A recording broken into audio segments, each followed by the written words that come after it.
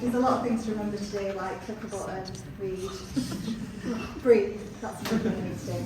And speaking to you, apparently. So, thank you for having me, and I'm overwhelmed by the number of people that are in the room today, so thank you so much. I hope that I'm not a waste of your Friday morning. I'm going to read off my notes. I apologise for that, but I have to write the whole speech down, what I'm going to say, to feel comfortable. It's how my brain works, the process I need to go through, and it's out of sheer nervousness also. Because although I present a lot to clients about work, never do I stand up in a room in front of a lot of people and just chat about myself. Plus, like everyone, I've got, well, not like everyone, but everyone's got stuff going on, and there's no time to learn this off by heart, unlike Emma, who does a lovely speech. So when I was first asked to speak at Creative Mornings, naturally I first panicked. I wasn't sure how I could give a talk with the theme of treasures, plus give an engaging talk about my career and what I do. So I immediately started watching tons of Creative Morning videos, which is pretty much absolutely the worst thing that you can do, because it sends you into even more of a panic. Because I got to thinking, well, I haven't written a best-selling book, I don't play an instrument, I haven't had an awakening, and I live in the outdoor city, and all I like to do is sit on patios and drink wine. But the truth is, I got a degree in colouring in, or graphic design, and then I've spent most of my working days suggesting that brands do silly things, like telling a bank to make up a fictional character that lives in their basement, or telling a utility company to host a world record-breaking event when all they wanted to do was put some posters up. But I still kept watching the videos because I'm an idiot, and I'm also a competitive creative. And eventually things started to make sense, and actually just seeing all these people talk about their passion, talking about all things creative, no matter what their path into that industry is, definitely stirred something in me and reminded me of my own superpower, and that I should actually just talk devotedly to you today about ideas.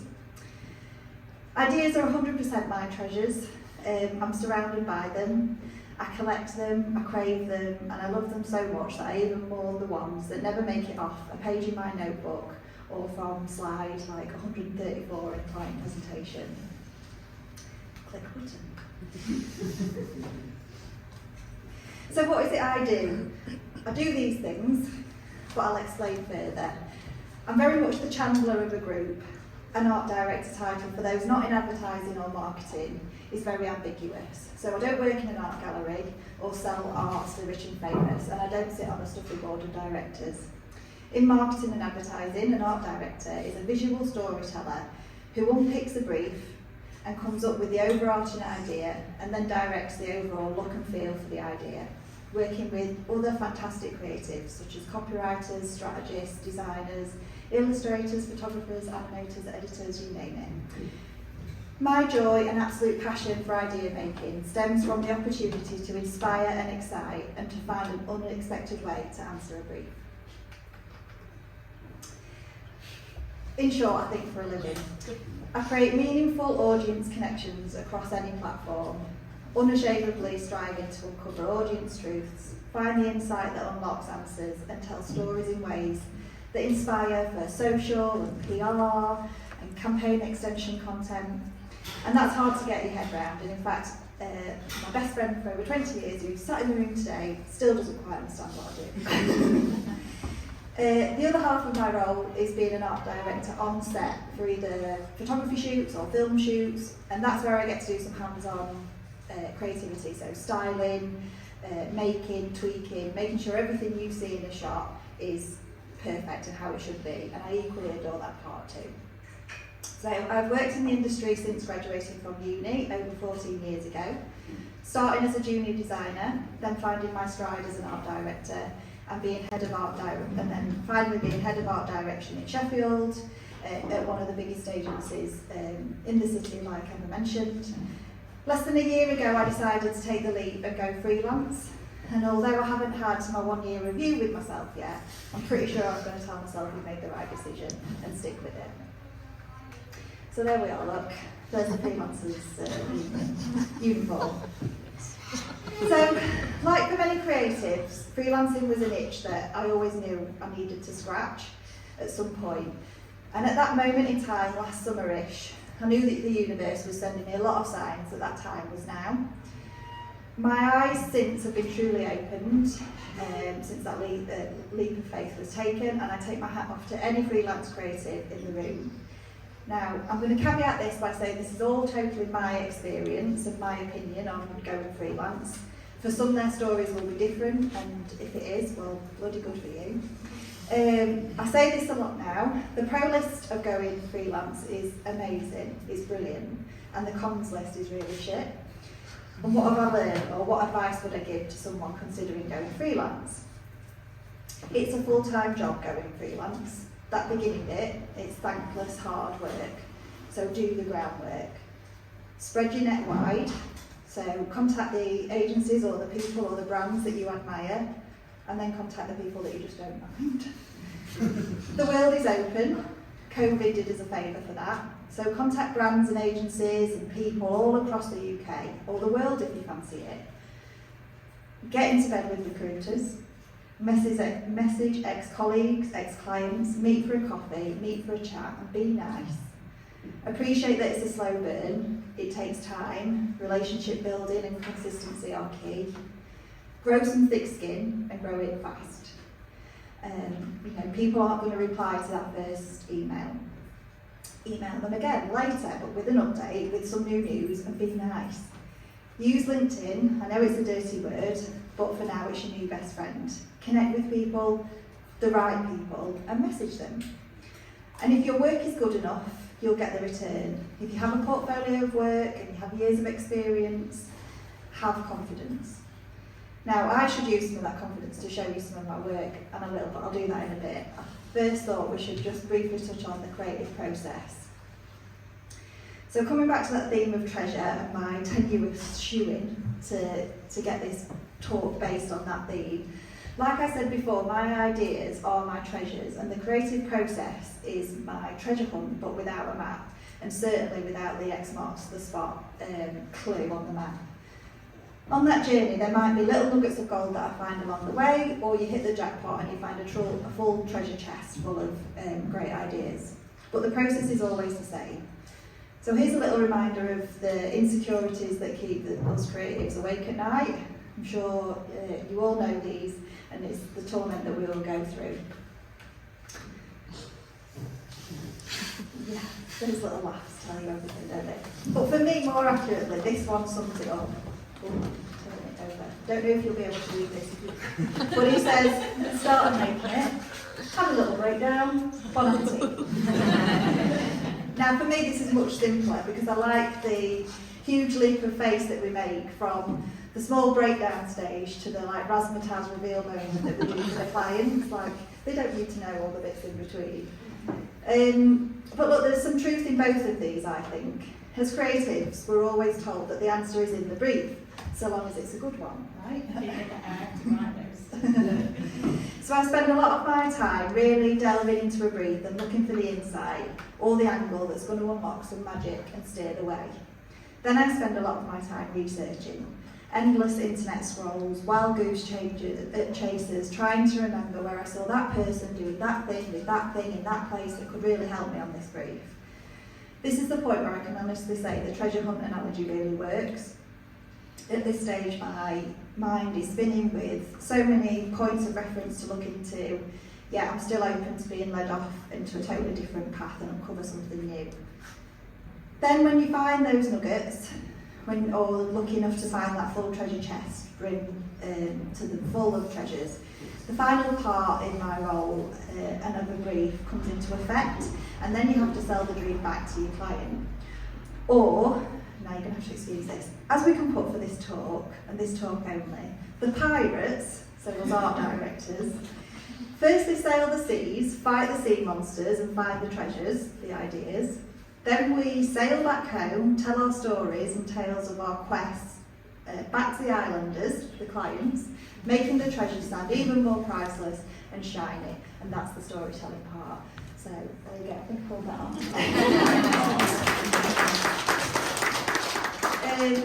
So let's move on and have a look at some of my work there. Stop banging on about treasures. So this is a job I did for First Direct. That guy on your screen is called Vince Pye. So this project is for First Direct, and it's one I'm always quick to show because it was simply the most fun. First Direct has been a client for a big stretch of my career. They were and they are the unexpected bank. They don't have branches, they have an arena, they were black and white when everyone was colourful, they're brave, they're witty, and they always put their customers first. The client came to us saying, how do we thank our customers at Christmas and give away some presents? Well, my reply, how about putting a fictional character called Vince Pye in your basement and broadcasting 3 times a day on Facebook Live, one day in December, and customers can win a ton of prizes by guessing the broken bulb number as Vince checks all the bulbs on the First Direct Christmas lights on his bulb checker 3000 machine. It's simple, right?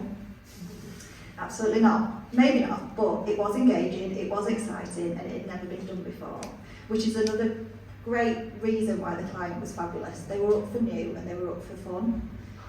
So that's exactly what we did. We hired a comedian to play Vince Pye, we commissioned the bulb checker 3000 machine to be made, and we started to plan how the bloody hell you broadcast live on Facebook 3 times a day whilst rewarding the right customers with the right guesses when each flipping bulb broke. Here's a little flavour of how it went. We put a film together that kind of explained the idea, the execution, and the customer's reaction to it. So, fingers crossed, this goes. I might have to just click this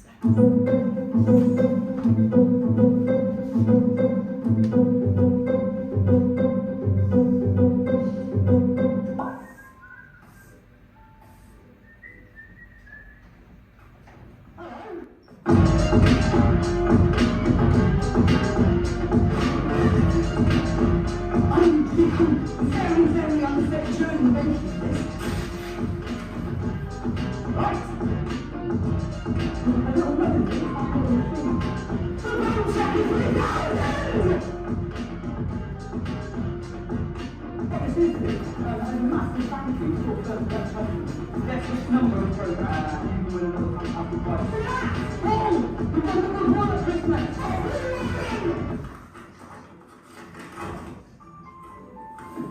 This is how my father unwraps presents on Christmas Day. The most tedious thing in the world, watching my dad unwrap presents. You can watch TV! Juice! It's like juice!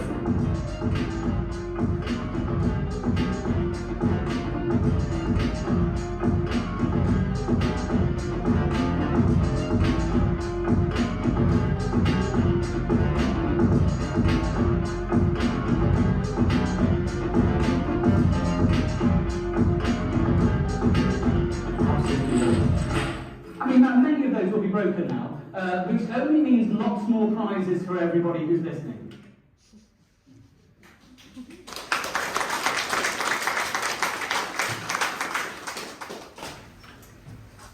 Great, so moving on to this. Moving on to Hull 2017, and this is my proudest job to date. And it's a career highlight and one that I share with someone else in the room, Ash, an incredible copywriter who worked very closely with me on this. That's kind of late, isn't it? Yeah. And I include this work as well because it's my only piece of work that I can guarantee that the Queen actually saw. So I like that. It's also the scariest brief that I've ever started. Winning this pitch and then knowing you were about to enter a project similar to branding, say, like the London 2012 Olympic logo. That's how scary it felt. Remember when they launched the London 2012 logo, everyone had an opinion on it, and they got backlash for it. This felt the same. Someone was definitely going to hate it, definitely slag it off, which they did. Well, that's fine. So for this project, I worked across it all, from the pitch to win the job, to designing the logo, to influencing its tone of voice and bringing the whole event and identity to life, to its legacy projects, which made sure that after 2017 left the building, the colour of life and the love for culture never left Hull and its good people.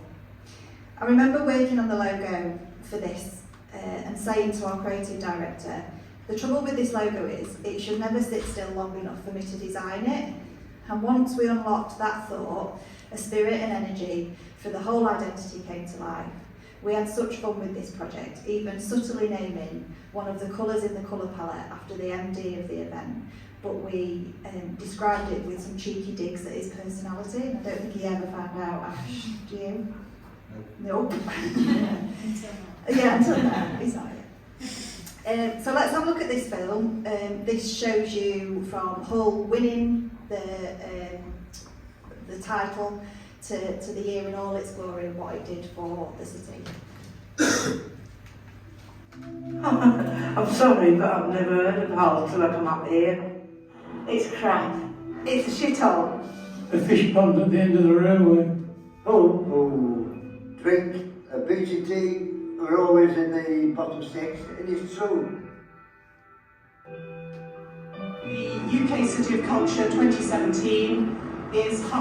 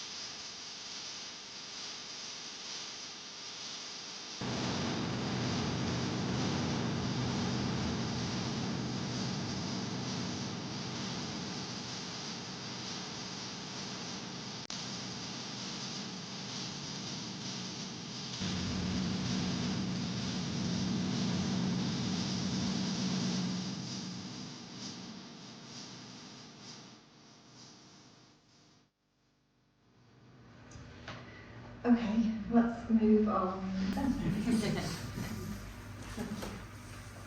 Next I'm going to talk to you about a film that I worked on for University of Sunderland, and they came to us and asked for a brand film to promote the university, so a TV ad and an ad that would go out on TV broadcast but also on kind of YouTube pre-rollers and things like that. This project was fab because, like I mentioned earlier, very often the answer is already in the brief, and their proposition is think career, think course, think Sunderland. And my idea was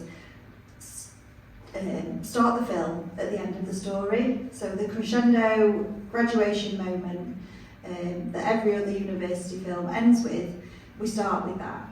Because that's really what universities should care about. What happens to you after graduation? Because that's where their legacy grows, their profile builds, and people still continue to use them based on how well others do out of the university.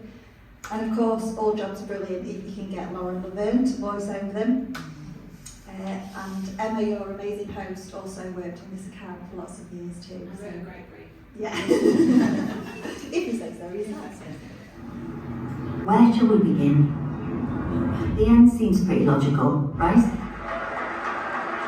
With the doctors, the nurses, the engineers, the designers, teachers, scientists, lawyers, social workers, psychologists, accountants, writers. You get the idea.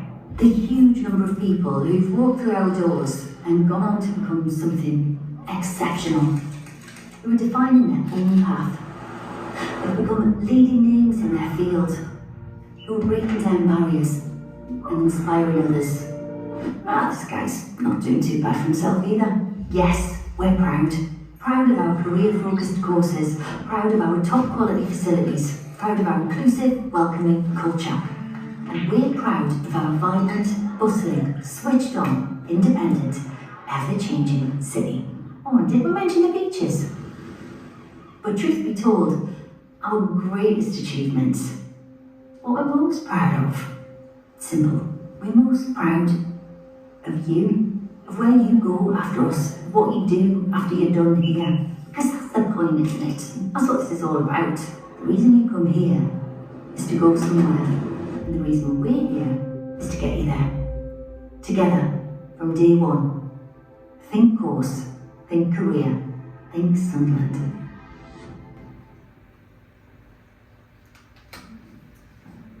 And then my last piece of work that I'd like to show you is my most recent piece of work that actually came to fruition, which is nice to talk about for a lot of reasons. Mainly because, and this almost never happens, the idea was simply lifted from my first draft storyboard to the editing suite screens. The client loved it, they had faith in the idea, and they didn't change a thing apart from the budgets, obviously.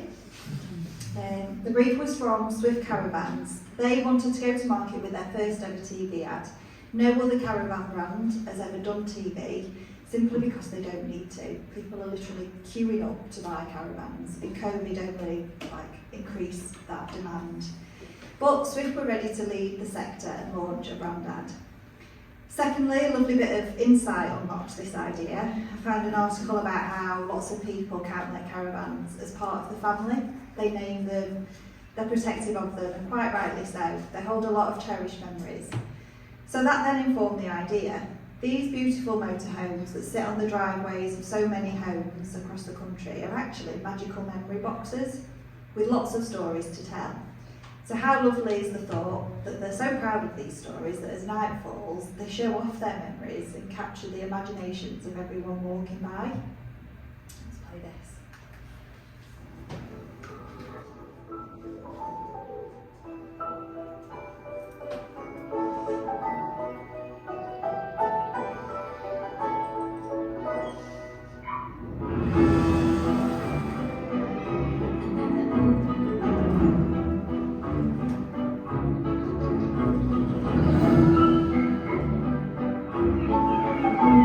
Every Swift has a story.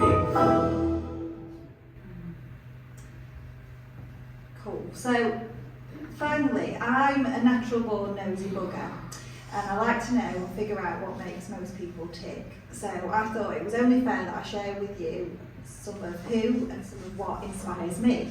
Now, I can come back every Friday morning, like I'm sure all of you could, and talk about someone or something that inspires you, because that list always continues to grow.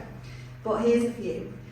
I also love having some homework to do after something like this. You know, when you meet someone for a coffee or you listen to a podcast and then afterwards you can go away and look at what they've talked about. So hopefully there'll be some of that in here, and it's not just me who does that.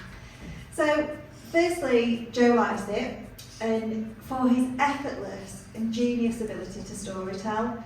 The way he can so brilliantly chapterise his campaigns or his projects and perfectly deliver an overarching narrative across different media and different timescales is just mind-blowing. He's a true creative as well as a brilliant comedian and a tour de force of our generation. I implore you to watch his latest stand-up show, because that demonstrates his pure genius. So that's my first one. In that very stand-up show, he talks about this. Sometimes if you want something to exist, you have to make it yourself. And interestingly, that was the main bit of insight that really pushed myself and my co-founder, Rach, who's sat in the audience today, to launch The In Good, which is an inspiring community and events for all Sheffield women, if you don't know.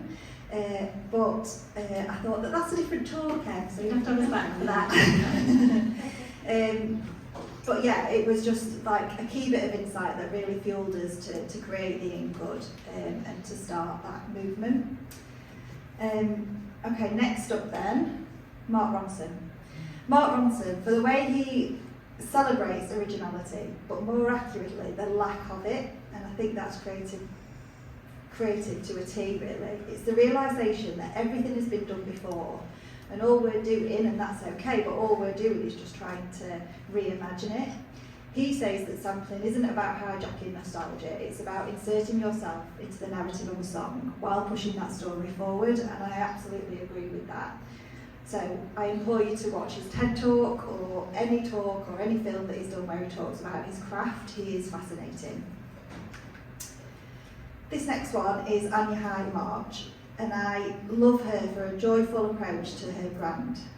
The fashion accessory designer makes whimsical creations combined with impeccable craftsmanship, but with a really bold and British sense of humour. She goes beyond this as well. She has opened an entire village of concept stores. They have an ongoing commitment to the circularity of materials. They create outstanding installations, news-grabbing activity, and she celebrates British pop culture in such a glorious way. I love her. I mean, I just have to have this polo handbag at some point in my life. And then finally, not people, but themes that influence my creativity. Firstly, bravery. So for this one, like when Banksy contacted Stormzy and said, "I've made this for you, fancy wearing it when you headline Glastonbury." It's brilliant. And finally, unexpectedness. Like when Edward Enninful put Maria Barclays on the cover of British Vogue. I mean, who saw that coming? Absolutely brilliant.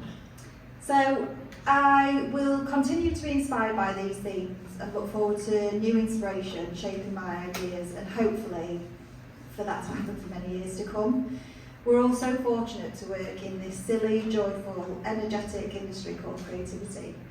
Most working days don't feel like work, and how blooming amazing is that? So I'm Nic, I'm an art director, and ideas are my treasures.